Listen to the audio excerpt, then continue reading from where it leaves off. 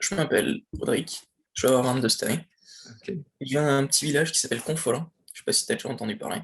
Je fais un master recherche en histoire et chaque année on doit faire un mémoire. L'année dernière j'avais fait un mémoire déjà sur une petite communauté au Canada, au Ok. Québec, au XVIIIe siècle, où j'étudiais un petit peu la reproduction sociale, euh, l'agriculture vite fait, les marchés financiers, l'importance des prénoms et dans le baptême, tout ça. Donc différentes choses qui permettaient de comprendre un petit peu comment est-ce que la population, dans une toute petite échelle, tu vois, agricole, permettait de les niveaux de sociabilité, tout ça, comment est-ce que ça se passait. Ok. Et Ça marche. Et cette du année, coup, du coup? cette année, le titre de mon mémoire, c'est pas encore tout à fait défini, mais ça serait les innovations végétales au Québec de 1840 à 1880 à travers la littérature agricole. Donc en gros, j'utilise des journaux, du moins un journal d'agriculture, et après plein de traités et manuels d'agriculture qui ont été publiés entre ces années-là. Ok. Et ce que j'essaye de voir, c'est comment euh, est-ce qu'il y a des innovations végétales. Le journal, moi, que j'étudie, c'est un journal qui s'appelle la Gazette des campagnes, qui a été créé dans les années 1860, et ça a été créé en lien avec une ferme et école, où déjà au 19e siècle, ils se posaient la question de comment transmettre les nouveaux procédés de culture, tout ça. Et pour eux, la chose la meilleure à faire, c'était d'avoir une école, donc pour enseigner la théorie, tout ça, mais aussi d'avoir une ferme modèle où tu vas avoir des enseignants qui ont une formation agronomique, tout ça, et qui vont permettre de mettre en pratique. Et comme ça, bah, tu peux savoir de quoi ça parle. Et donc, ben, là, le journal que j'étudie, c'est celui-là, la Gazette des campagnes. Et donc, il est associé à une école d'agriculture. Donc Là, ça, c'est où au Canada? ça, c'est au Québec. Je vais te trouver la pocatière. Et cette école-là, c'est pas l'une des premières, mais l'une des seules qui a résisté autant au Canada. Genre, ça a peut-être été la quatrième école d'agriculture, mais finalement, sur le long terme, c'est la première qui existe encore. Elle est ici, là, la pocatière. Ouais, c'est pas loin de Québec. Ok. Ouais, mais ce qu'il faut voir, c'est que Montréal, on va dire, c'est une zone qui est au niveau du climat, c'est pas trop trop mal. Genre, ils sont plus tempérés, mais plus tu montes ici, et plus ça devient froid. Genre, là, moi, je suis ici, et il fait. Lancement, il doit peut-être faire, je sais pas, -6. Donc ça va, c'est réglo. Mais, genre, c'est beaucoup plus difficile pour cultiver.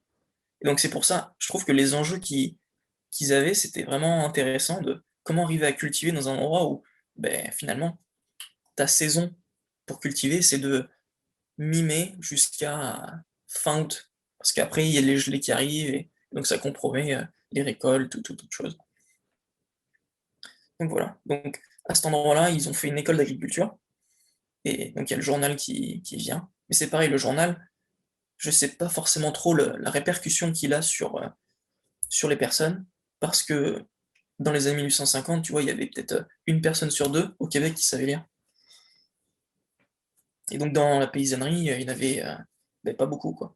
Mais sinon, dans l'idée, moi, je l'utilise pour comprendre les, le discours qu'il y a des élites agricoles. C'est ça mon enjeu. Genre comprendre ce que les gens qui ont une formation agronomique ou une formation un petit peu agricole, qui sont pour les progrès de l'agriculture, veulent orienter l'agriculture québécoise vers un nouveau système. Donc par exemple, tu vois, genre, en général, ce journal, il s'oriente toujours de la même façon, où ils appellent ça causerie agricole, où ils vont parler d'un point précis en agriculture. Euh, et ben, par exemple, emploi de la jachère, marche de la culture, améliorance, avantages attachés à ce système. Et donc là, ils vont parler de la jachère, de comment est-ce que ça fonctionne, ce que ça veut dire, et comment est-ce qu'elle trouve sa place dans le nouveau système. Mais ils vont faire ça sur plein d'autres éléments, quoi. Ils vont discuter de la nourriture, des animaux, de la sélection des animaux, tout ça. Et après, il y a différents petits articles de, qui ont, ouais, qui sont un petit peu random, quoi. Euh, mais souvent, tu vois, c'est ça, il y a un discours qui est là pour enseigner, où il discute ben, par rapport à, je sais pas, telle pratique, imaginons le labour ou sinon, je sais pas, la sélection des semences. Ensuite, il y a quelques nouvelles un peu partout dans le monde. Ils vont faire un petit point sur, un élément et puis voilà quoi. Genre ils essaient de d'informer petit à petit les personnes. Et c'est quoi alors leurs grands axes sur la période que tu étudies? Est-ce que ça rejoint ce dont tu me parlais au début ou est-ce qu'il y a d'autres Alors, choses il y qui a reviennent? une réorientation de l'agriculture.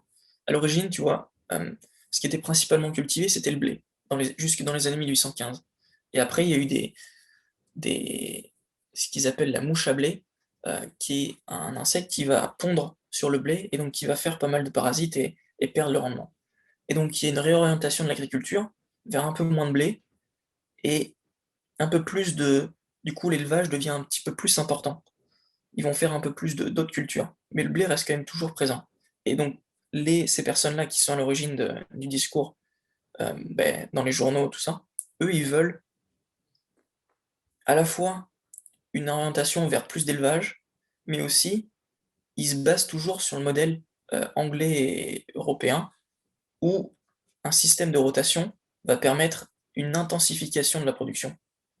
Ou genre, sur la même on va dire, ça c'est ta superficie et tu vas diviser ta terre de façon à ce que tu aies assez de fourrage pour nourrir des animaux et ces animaux-là vont t'apporter beaucoup de fumier que tu vas pouvoir ensuite répartir sur tes terres et donc ça va augmenter le rendement et c'est ça leur idée. Genre, leur vision un petit peu idéaliste de l'augmentation de la fertilité et des rendements, toujours avec, le bétail qui est au centre. Mais bon, Ok, en gros, c'est ça l'idée. Donc à la fois une orientation de l'agriculture vers, l'élevage laitier et la viande au Québec et aussi, du coup une intensification de la production. Mais c'est pareil, genre on peut pas dire que ça soit le cas partout. C'est pas ça se passe pas de cette façon-là dans tous les endroits. Par mhm. exemple, autour de Montréal, autour de Québec, autour des différentes villes, il va y avoir des ceintures maraîchères parce que c'est la proximité avec la ville, parce qu'il y a accès à tous les déchets urbains et du coup, genre toutes les matières fécales humaines ou autre chose, genre tous les détritus, beh, ça va resservir après dans ces cultures maraîchères-là et autre chose. Il y a certains endroits qui vont se spécialiser dans le fruit. Imaginons, je sais pas, la pomme à certains endroits parce que le climat est bien et donc bah, ils vont se spécialiser là-dedans. Et ça, c'est justement, ça s'est passé dans les années au 19e siècle ou tu parles de par rapport à aujourd'hui? C'est au 19e siècle. Genre Ok. vraiment, le 19e siècle, c'est le siècle charnière entre, on va dire, polyculture et un début de spécialisation qui se passe plus ou moins intensément en fonction des pays, en fonction des marchés, en fonction de tout plein de choses. Parce que si, imagine, en fonction des transports aussi, parce que là, par exemple, le Québec, il peut se permettre de cultiver moins de blé dans les années 1860-70, parce qu'en même temps, il y a toutes les prairies du Canada qui commencent à être cultivées avec du blé. Et elles sont très bonnes pour le blé. Et donc, avec le transport aussi, le réseau ferroviaire qui se met en place, le blé coûte moins cher de le faire venir des prairies que de le cultiver sur place. Ok. Donc il y a une spécialisation enfin, dans les autres provinces et au Québec, peut-être d'autres spécialisations, mais aussi C'est des ça. nouvelles méthodes. Ouais, Ok. c'est ça. Mais c'est j'ai un livre là qui s'appelle, «Les dynamiques du changement agricole», que j'ai fini hier. Il est un peu vieux, mais il résume vraiment il y a tellement de facteurs qui rentrent en jeu. Donc ça serait difficile de dire que c'est, imaginons, soit la population qui fait les changements agricoles, qui va faire la spécialisation ou autre chose. Il y a tellement de choses. Genre, il y a la population, il y a l'accès au marché, il y a le transport, il y a l'industrialisation, il y a le travail dans les zones rurales et dans les zones urbaines, il y a les contraintes géographiques, contraintes climatiques, la le contexte, économique, culturel, parce qu'en fonction de ça, tu vas pas cultiver les mêmes plantes, tu vas pas avoir c'est ça, le même rapport je sais pas, imaginons au blé ou au maïs ou autre chose. Donc il y a vraiment beaucoup d'enjeux qu'il faut prendre en compte pour, expliquer telle orientation d'agriculture, etc. Ok. Ah, mais c'est génial en fait d'avoir ton. Enfin, je m'attendais pas à ce que tu aies Enfin, à discuter d'histoire de l'agriculture, mais c'est super intéressant. Ouais, ouais. Ben, c'est pour ça aussi que ça m'intéresse l'histoire, tu vois, c'est que tu peux comprendre un petit peu tous les phénomènes qui se passent aujourd'hui, quoi. Genre, là, avec mon recul, on va dire historique, même si je me considère pas comme historien parce que ça serait tellement vaste, je peux comprendre ben, pourquoi est-ce que dans les prairies, il y a telles cultures qui sont faites actuellement, je peux comprendre pourquoi est-ce que ici c'est comme ça aujourd'hui, mais je peux comprendre, genre, t'appliques un modèle un petit peu similaire pour n'importe quelle zone du monde et t'arrives à comprendre les phénomènes. Que ça soit en agriculture, mais aussi pour tout, quoi. Genre, la politique, le, quand tu réfléchis au Moyen-Orient, les découpages géographiques qui ont été faits, euh, limite au cutter, tu vois, dans les années 40, ben, tu comprends pourquoi est-ce qu'il y a des tensions aujourd'hui. Mhm, mhm. Genre, ça me permet je sais pas, cette perspective historique permet de mettre en lumière et de comprendre un petit peu tous les phénomènes, quoi. Je sais pas, là, cette année, j'ai vu je sais pas combien de vidéos sur l'agriculture au Canada, et bon, il y a plein de choses à jeter et d'autres à prendre, quoi. Et par exemple, il parlait d'une nouvelle graminée qui commençait à sélectionner pour essayer d'en faire une graminée pérenne et qui fasse des grains. Là, tu vois, le blé, c'est de la même famille, et il voulait faire en sorte que cette graminée-là, cette plante-là, quand elle fleurit et quand elle fait des graines, que ça devienne de plus en plus gros pour ils s'en servent pour faire de la farine après. Le Kanza, ça s'appelle. Et donc l'idée qu'ils avaient, c'était juste, en général, les graminées, tu vois. Celle-là, c'était une pérenne, et donc tu la sèmes une fois, tu la coupes, et l'année prochaine, elle repousse, quoi. Et donc c'était ça dans l'idée de, ben, on va avoir une culture où t'as pas besoin de travailler le sol, t'as pas besoin de faire, genre, t'as pas besoin de labourer, t'as pas besoin de semer, t'es pas emmerdé par tout ça, quoi. T'as juste besoin de faucher de temps en temps, récupérer la graine, la transformer, et puis voilà. Et c'est pas mal intéressant, quoi. Du coup, j'essaie de regarder un maximum, tu vois, tout ce que je peux voir, je me fais mon avis, et puis, et puis ouais. Mais c'est pareil, genre, tous les documents que je lis, ce que je travaille, c'est j'essaie de réfléchir, tu vois, à ce concept d'innovation et de comment est-ce que c'est réceptionné. Et dans les journaux, tu vois, agricoles, j'en ai lu beaucoup, tu vois, peut-être moi j'en ai lu un journal, mais je l'ai lu pendant 20 ans. Donc très souvent, tu vois, les mêmes thèmes reviennent et c'est assez récurrent. Et moi, du coup, je m'intéresse principalement à l'introduction de nouvelles espèces ou sinon à la sélection de semences. Et imaginons, ils vont dire, ben, je sais pas, au lieu de dire commencer par cultiver 3 hectares de betteraves à sucre, ben, commencez sur une petite surface. Voyez comment est-ce que ça réagit. Voyez comment est-ce que ben, ce qu'il faut faire. Comme ça, après, ça vous donnera des idées pour ensuite soit le développer un peu plus grand ou à plus grande échelle. Et toujours en fonction du marché, en fonction de ben, si c'est rentable ou pas. Parce que c'est comme ça aussi l'idée. Et donc, tout ce qu'il dit, c'est. Je sais pas si je suis réac là-dedans, mais genre, j'ai l'impression vraiment de repomper un petit peu tout ce qu'il disait, genre au milieu du 19e siècle, parce que pour moi, il y a vraiment de choses super intéressantes, quoi. Où, avec toutes les innovations qu'il y a, toutes les nouvelles choses qui sont développées, tous les éléments nouveaux, entre guillemets, qu'on nous apporte aujourd'hui, ben, t'essayes sur une petite surface, tu vois ce que ça donne pour toi. Si ça marche, bah, tu l'augmentes en fonction de tes besoins, en fonction bah, de ce que tu veux en faire, tout ça. Et pour moi, c'est vrai que c'est des choses qui peuvent s'appliquer, tu vois, pour tout, quoi. Donc c'est pour ça, j'en tire, on va dire, de bonnes conclusions et de bons principes sur ce que je lis. Pour moi, innovation végétale, je l'entends dans le sens où l'introduction de nouvelles espèces, par exemple, il y a pas mal de choses sur la betterave à sucre qui est introduite dans les années 1860, et après ils veulent vraiment développer son industrie dans les années 1770-80 pour la transformer en sucre, Mhm. un peu comme ce qu'il y a en France un petit peu avant, quoi. Et tu vois, il y a plein genre un nouveau système de rotation avec un système, je sais pas trop si tu connais en agriculture, mais en tout cas, ce qui est, Pas tant que ça. pour faire simple, euh, ce qui était fait avant, c'était des systèmes d'assolement triennal ou biennal. Donc, si tu veux, on va dire ta terre, c'est un rond, tu la divises en trois ou en deux, et Ok. donc une année, si c'est Ok, divisé en je deux, vois ça. une Les cours année tu d'histoire cultives, reviennent, une ouais. année tu fais de la jachère. en triennale, tu divises en 3, et 2 années, il va y avoir de la culture, et une année, la jachère, ce qui D'accord. permet un repos de la terre. Et donc, le nouveau système qui prônait, c'est basé sur des choses qui sont en Angleterre, dans les Flandres, un peu en France, en Allemagne, différents endroits en Europe, où tu fais une succession de cultures.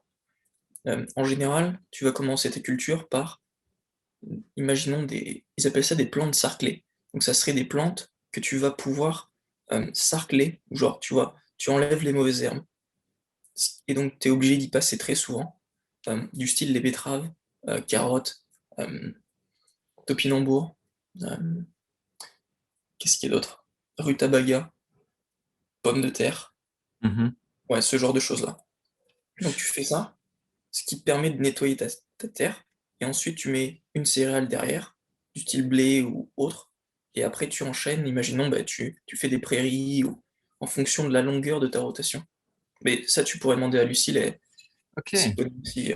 Et ça, tu dis, c'est une innovation justement qui s'est passée dans la période que tu étudies Ben, ou en ce dans moment? Non, c'est... Québec, ouais, au Québec, c'était l'innovation dans les années 1860, Ok. où ils voulaient vraiment instaurer ça, parce que ça permet de maintenir un petit peu la fertilité des sols, quoi.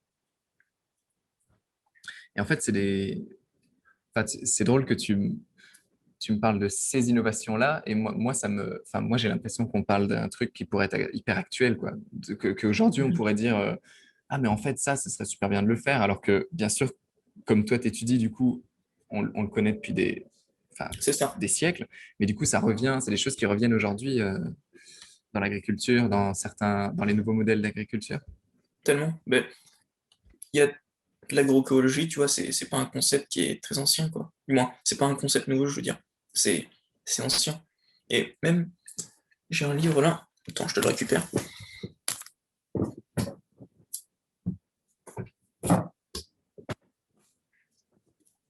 Tu veux ce livre? C'est dans le bon sens pour voir? Ouais, c'est Ok. dans le bon sens. Ça dit 3000 ans de révolution agricole, technique, Ok. pratique agricole de l'Antiquité à la fin du 19e siècle. Et donc, le livre, il réfléchit sur la notion de révolution agricole, c'est-à-dire s'il y a vraiment eu des ruptures dans l'histoire, avec des nouveaux procédés qui ont révolutionné tout ça. Mais en fait, Mhm. ce qu'il dit, le type, c'est que c'est juste une continuité et que ben, on connaissait déjà tellement de choses à l'Antiquité et c'est juste que ça s'est diffusé, tu vois. Par exemple, l'utilisation de légumes verts ou ben, par exemple, des légumineuses du style, on va dire les fèves ou les pois qui sont cultivés, genre tu les sèmes et après tu les fauches quand ils sont en fleurs et tu les laboures. Et juste après, tu sèmes une céréale dedans. Et là, ça va te faire une grosse production de céréales. Ça, c'est quelque chose qui est connu, on va dire, aujourd'hui. Mais déjà, dès l'Antiquité, ils avaient remarqué que quand ils faisaient ça, ils avaient une production de céréales qui était plus importante. Ok. Donc, que des choses comme ça, où en fait, ben, on réutilise juste ce qui a été fait avant, quoi. Et Mhm. certes, il y a plus de connaissances maintenant parce que on a la science, on a l'agronomie qui nous permettent de comprendre vraiment ces phénomènes-là, avec des données physiques, chimiques, tout ça. Mais sinon, c'était déjà des observations que eux, ils avaient fait avant, quoi. Qu'est-ce que je veux faire plus tard? C'est essayer d'avoir le plus d'impact positif sur mon environnement autour, quoi. Ça Mhm. serait ça l'idée. Ok. Et, genre, l'histoire, j'aime vraiment bien, mais dans un sens, c'est cool qu'il y ait des gens qui fassent ça, on va dire, qui arrivent à, genre, chercher ce qui a été dans le passé pour ben, comprendre un petit peu le présent, tout ça. Mais je sais pas, genre là, le fait d'étudier, tout ça, c'est très inspirant, genre, c'est cool, mais j'ai envie de faire des choses. Euh, genre, en général, tu vois, en France, je suis toujours dans mon jardin en train de faire des choses, et c'est ça qui, je pense, que je veux, quoi. Faire des choses. Et donc ça fait depuis quelques temps maintenant que je commence à réfléchir un petit peu à ce projet-là, où là j'ai différents petits dessins qui sont pas de qualité, tu vois, artistique, mais genre des petits dessins que Ouais, c'est des moi, croquis j'apprends. de... Genre, il y a un peu de tout, et du coup, j'essaie de construire un petit peu tout ça. J'ai fait aussi un genre de maquette sur SketchUp, je sais pas si tu connais. Ouais, ok. J'ai commencé à faire un truc, ben, je pourrais te l'ouvrir, je vais commencer à ouvrir, je te partagerai l'écran. Ok. C'est très utile comme support. C'est un truc où tu as plein de cartes Ah, géographiques, tout ça, et donc tu peux superposer les cartes, différentes cartes ici. Tu vois, tu as des cartes parcellaires, uhum, heu, tu as des cartes, celui-là c'est topographique, donc tu as des cours de niveau. C'est intéressant pour voir un petit peu tout ça. Tu d'accord. as du relief géologique, tu as même des cartes anciennes, celle-là, carte de Cassini. Cassini, c'était des pères en fils qui ont commencé à faire des cartes sous Louis XV, donc vers 1750. Et les trois ont continué, quoi. Ce qui fait que c'était les premières cartes. On va dire, genre, je prends un point random là. Ah ouais, waouh. Et Saint-Martin, ouais, tu vois, ils ont commencé déjà. Ils avaient fait un beau travail de, de reconnaissance et tout. Ils essayaient de représenter un petit peu les forêts, les cours d'eau, les Ouais, ouais, ouais. villages, tout ça. Donc c'est. Il y a pas de route. Enfin, il y a des routes, mais il y en a pas beaucoup, du j- coup. Ouais, j'ai pas trop fait attention à ça. Donc là, tu vois, c'est là où j'habite, Confolens. Donc ça ressemble à ça, vu de dessus. OK. Et donc là, tu vois, il y a la maison où ils ont grandi, où mon grand-père a grandi. Et là, des granges, hangars, un poulailler, des toits à cochons, tout ça. Donc le truc, c'est qu'il y a déjà énormément de bâti OK. qui est ancien, mais qui a du potentiel pour moi. Rajouter du bâtiment, moi je suis pas trop pour. Il y a juste, on va dire, ici là, j'aimerais mettre une serre. Mais pas une très très grande serre parce que, genre, je sais pas, c'est pas l'objectif. Je me dis, ça serait cool d'avoir une serre, mais après c'est pareil, il faut gérer du coup l'arrosage, tout ça. Mhm. Et donc c'est plus délicat. Dans l'idée, j'aurais envie d'un modèle qui se rapproche un petit peu de ce que j'étudie, tu vois, les choses que j'étudie dans les années 1860, tout ça, où il y a un peu de culture, de différents plans, tout ça, mais ça serait des trucs en champ, et donc ça serait, genre, je sais pas, faut voir si c'est possible, tout ça, si c'est réalisable, mais dans l'idée, tu vois, peut-être Et avoir, des imaginons cultures des de quoi? champs en rotation, genre, je sais pas, celui-là, imaginons en blé, une année, ensuite, je sais pas, on le laisse en prairie, autre chose, un autre, on va mettre en sorgho, en maïs, un autre, on va faire de la betterave ou à mélanger avec, je sais pas, des carottes ou autre chose. L'idée, je me dis 30 hectares, c'est déjà bien suffisant pour ce que je veux faire. Parce que l'idéal que j'ai, ce serait d'avoir, tu vois, une dizaine de vaches, des vaches plutôt laitières, mais qui sont mixtes aussi, euh, et quelques chèvres, quelques moutons. Donc tout ça, ça pourrait pâturer sur certains endroits, mais aussi, genre, utiliser les champs pour nourrir autre chose que moi, quoi. Et que juste ce que je trouve dérangeant dans le système actuel, là, imaginons ce que fait le père de Lucille, c'est qu'il fait que de la. Genre, tout ce qu'il fait, c'est pour nourrir des vaches. Et je trouve ça un peu trop réducteur de juste nourrir les vaches, quoi. Genre, avec le potentiel qu'il y a, tu pourrais très bien faire des rotations longues et faire du blé pour ensuite avoir un boulanger pas très loin qui travaille avec ça. Imaginons des légumes secs du style, je sais pas, des haricots ou d'autres trucs, quoi. Et ça serait cool. Là, en gros, tu vois, tu reconnais? Ouais, ouais, ouais, je vois. Donc ça ressemble à ça, on va dire. Voilà. Et donc, ouais, après tout ça, c'est moi, les idées que j'ai un petit peu là-dessus. C'est moi un peu ma plus grosse angoisse là-dessus. Ici, ça serait le l'eau, quoi. Genre, comment arriver à toujours avoir assez d'eau pour la maison, et après un petit peu en plus pour le jardin ou autre. Même si dans l'objectif, le jardin, j'arrose le moins possible, mais bon. Parce que, Tu veux dire de ouais, l'eau récupérée ou... de l'eau, peu importe. Genre là, tu vois, le puits, Mhm. au niveau du débit, je sais pas s'il suffirait à alimenter la maison. Ça dépend après quelle consommation tu fais, c'est toujours ça le truc. Mais dans l'idée, genre, au niveau des sources, il y en a quelques-unes dans le coin. Genre, là, tu vois, il y a une source dans le coin. Il y a d'autres puits un peu à d'autres endroits, mais ça fait tout de suite 100, 200 mètres. Donc ça commence à faire long, quoi. C'est ça mon seul problème. Parce que dans l'idée, tu vois, j'aimerais pas être apprivisionné par l'eau de la ville. Genre autant Voilà, être... c'était ça ma question du coup. C'est que quand tu ouais, dis le problème de l'eau, c'est que tu veux ouais. t'approvisionner, Approvisionner, ouais, par moi-même. yes, exactement, toi-même en fait. C'est ça. Ok. Et donc je pense principalement, tu vois, par le puits. Après, je m'étais dit, avec les toitures de la maison et les granges, tout ça, il y aurait largement de quoi faire en récupération d'eau. Mais ça serait, on va dire, facile de creuser une cuve et de l'enterrer, quoi. Mais bon, c'est pareil, où est-ce que je fais ça? Sachant que cette cour-là, là, il y a souvent des véhicules ou du moins, tu pourrais y avoir du passage et donc ça fragiliserait la cuve. Donc ça condamnerait, tu vois, un espace, quoi. Et ça, je sais pas encore, hein. Je sais pas encore si je vais faire ça. Est-ce que ça me dérangerait de condamner ou même, genre en général, ça serait du plastique ou parpaing ou autre chose, quoi. Par rapport à une cuve, tu veux dire? Ouais, ouais, Ok. pour stocker. Et la cuve serait enterrée. Ben, plutôt oui, parce que sinon après quand elle est au niveau, on va dire, du sol, la chaleur arrive Ouais. et donc les bactéries peuvent se développer, tout ça. Mhm. Donc ouais. Et du Donc coup, dans l'idée, je me ouais, vas-y. dirais, tu vois, le mieux serait d'avoir un gros, du moins une grosse mare ici, grosse, tout dépend de ce qu'on verra, mais genre qui a suffisamment d'eau pour que je puisse l'utiliser dans la serre, peut-être dans les cultures ici aussi, ou genre j'en sais rien. Et après, comme je vois ce système, parce que là, l'eau de la maison, elle ressort par un trou qui est à ce niveau-là. Genre, et c'est en légère pente et tout.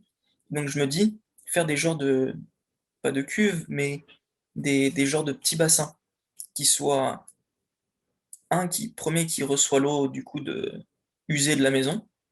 Après, tu mets des plantes dedans pour essayer de faire une sorte de phytoépuration. Mhm. Et après, un deuxième aussi qui ferait la même chose, mais qui aurait l'eau un peu plus purifiée. Et cette eau-là pourrait être utilisée après dans le jardin ou ici, quoi. Sachant que j'avais calculé, mais bon, après, c'est tout selon mes calculs à moi que j'avais estimé. J'avais estimé une consommation, tu vois, de 1500 litres par semaine, je crois. Mais je pense que c'est peut-être un peu bas.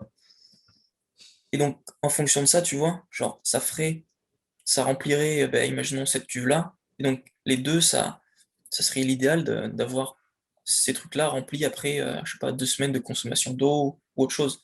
Et donc, Mhm. ce qui permettrait ensuite de le mettre dans le jardin et tout, ça éviterait de tirer l'eau directement là pour le mettre dans le jardin. Tu vois, il y aurait une boucle. Ça pourrait être assez intéressant. Et du coup, pourquoi ne pas, enfin, je comprends l'idée de récupérer l'eau, et pourquoi ne pas vouloir l'eau de la ville, enfin, c'est dans un souci, c'est dans un souci financier ou idéologique, Mhm. enfin, Ben, je sais pas, genre, pour moi, ça serait trop facile, on va dire. Et du coup, ça permettrait pas de prendre vraiment, genre, tout en considération, quoi. Là, tu vois, j'essaie d'avoir une vision un peu plus large de juste ma consommation d'eau, et donc comment est-ce que tout ça pourrait s'intégrer dans quelque chose de plus large, quoi, dans vraiment mais comment gérer l'eau au quotidien sur un espace comme ça. Ça serait plus dans cette optique-là, je pense, parce que si, genre, ben, quand on tire la chasse d'eau, tout ça, genre, t'es là, ah ouais, ouais, tu fais pas attention, quoi, c'est juste, allez, paf, 10 litres qui sont partis. Alors que ben, quand tu essaies de réfléchir un petit peu, tu dis, ouais, c'est vraiment 10 litres d'eau propre qui sont partis dans de la merde, quoi. tu aurais d'autres soucis, enfin, tu répondrais à, par exemple, à les soucis énergétiques, si c'est des choses auxquelles tu as déjà pensé?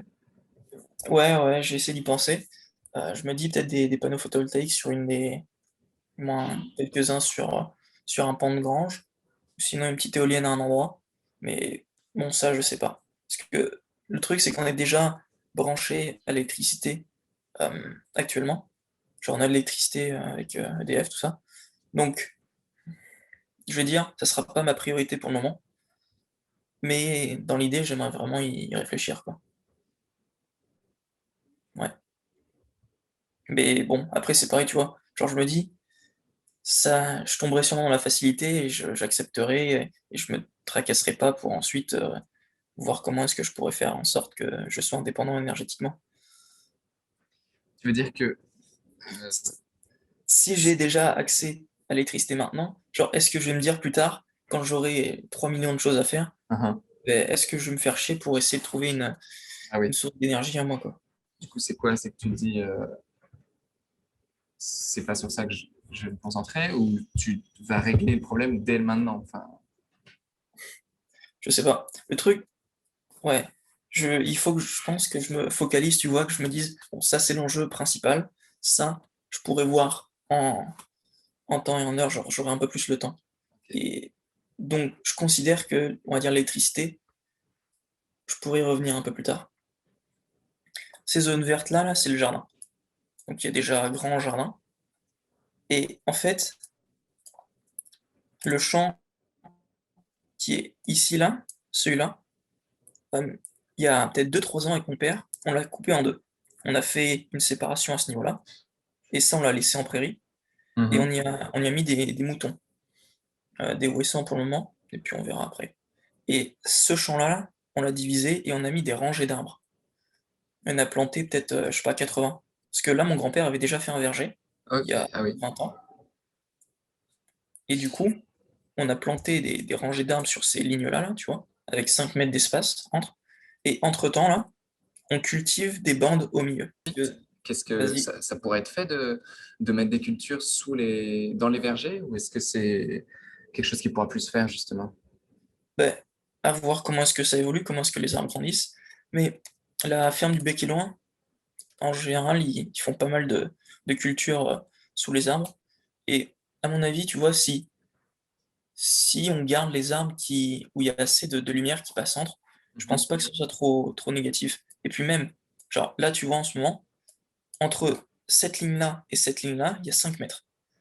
Mais et donc on va cultiver, je sais pas, peut-être 4 mètres de large. Mais après, genre je me dis, si on cultive juste 1 mètre de large au milieu, Mhm. je m'en fous quoi, ça me suffit.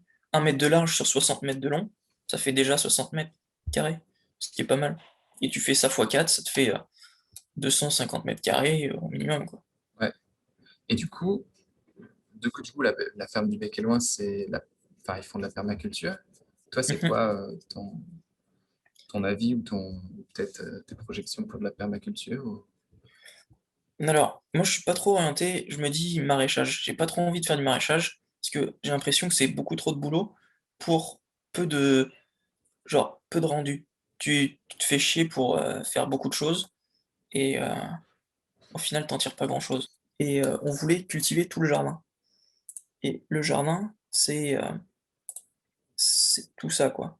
Genre, il est fait globalement comme ça. Je vais essayer de trouver une vue peut-être après de dessus. Ouais. Beh, on voit qu'il y a déjà quand même pas mal d'arbres dans le jardin et il y en a vraiment beaucoup, en fait. Parce que, un peu comme chez mon grand-père à Confolens, il y a des arbres fruitiers partout. Genre là, il y a des poiriers, poiriers, poiriers, cognacés, cognacés, des pruniers un petit peu partout. On a planté des figuiers, tu vois, il y a des cerisiers, il y a du kiwi par là, on a remis des pruniers par ici. Donc vraiment, tu vois, il y a quand même pas mal d'arbres et nous, à chaque fois, on arrivait à se démerder à cultiver avec, quoi. Genre, c'est un peu ce que tu me demandais tout à l'heure, si genre ici, ça allait être, ça allait être trop ombragé pour les arbres. On va voir, mais d'après, tu vois, «l'expérience» entre guillemets qu'on en tire ici dans le jardin, où il y a quand même pas mal d'arbres un peu dans tous les sens. Mhm. Certes, il y en a certains qui sont jeunes, mais bon, il y en a certains qui sont balèzes et ça pousse quand même en dessous, quoi. Et je me dis d'un autre côté, avec le réchauffement climatique qui arrive, ça fera pas mal de ça fera pas de mal d'avoir des arbres qui vont protéger un petit peu, tu vois, faire de l'ombre, tout ça pour les cultures.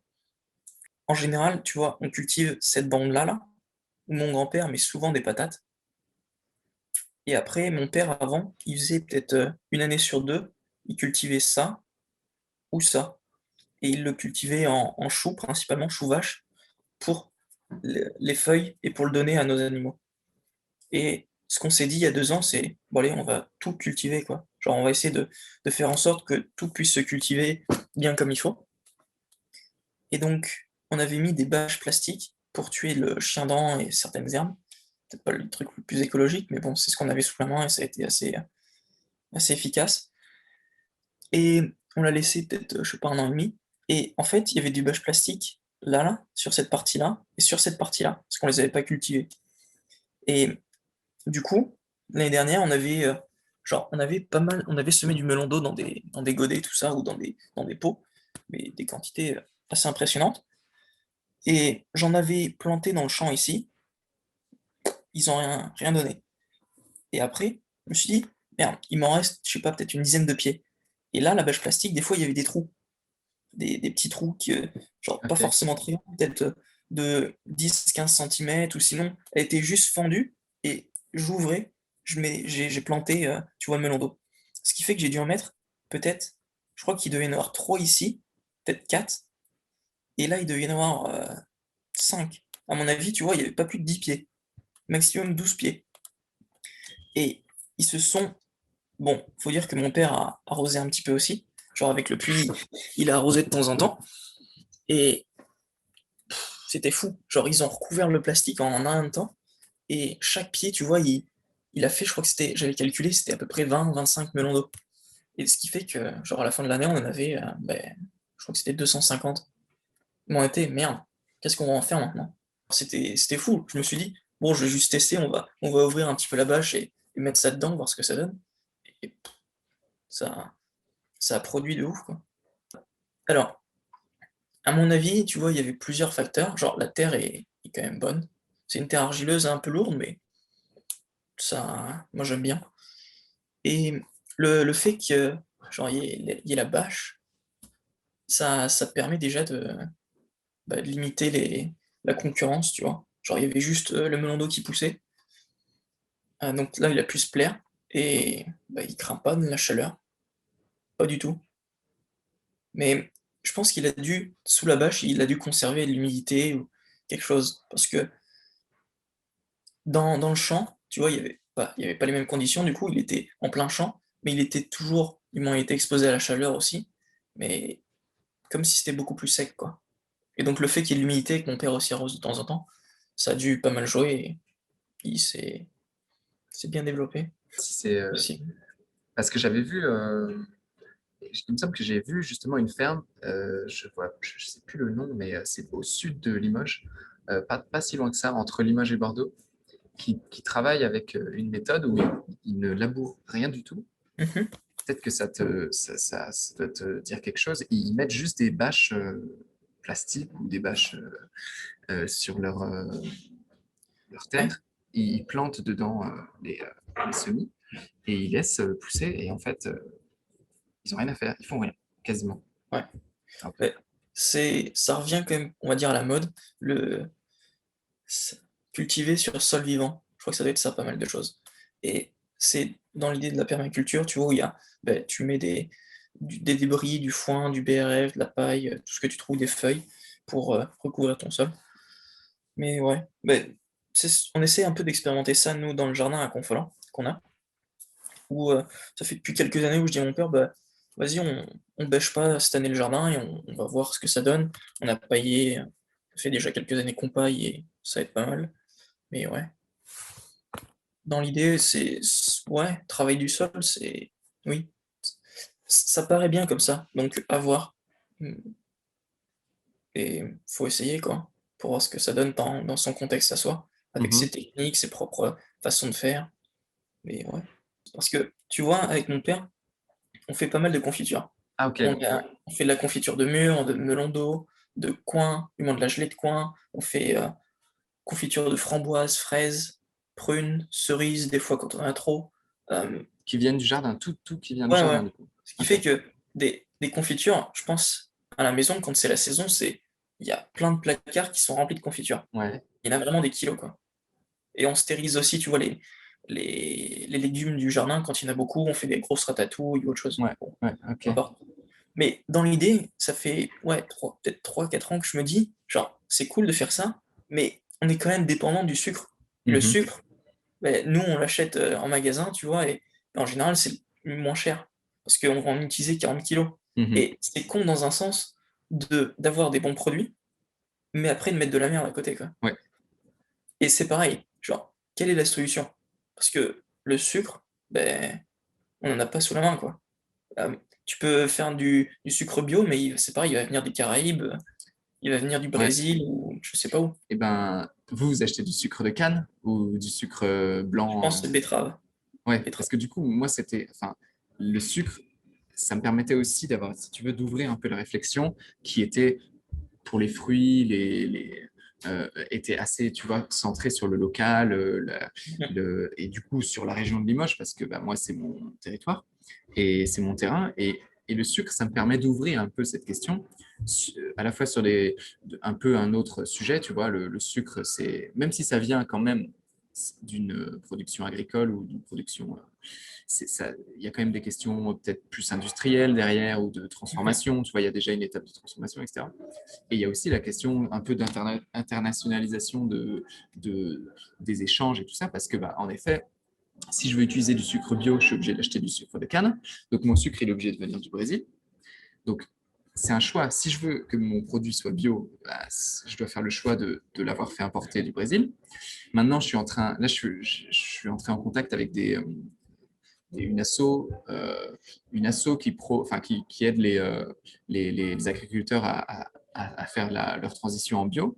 Et c'est une asso dans les Hauts-de-France, Ok. bio Hauts-de-France. Ça doit être un peu une asso du genre comme Ouais. ce dont tu m'as parlé. Sylvain, ouais. Et, euh, et eux, ils sont spécialisés bio et ils aident. En ce moment, ils ont un projet de micro-sucrerie bio. Mhm. Et donc, ils commencent à bosser avec des agriculteurs qui font de la betterave à sucre dans les Hauts-de-France pour commencer à essayer de réfléchir et faire l'expérimentation d'un sucre français, tu vois, bio, de betterave. Et Mhm. donc, ce qui serait génial quand je te dis, tu vois, il y a des voyages qui pourraient durer 5, 6, je sais pas combien de jours, ça pourrait par exemple être dans les Hauts-de-France, tu vois, d'aller les rencontrer.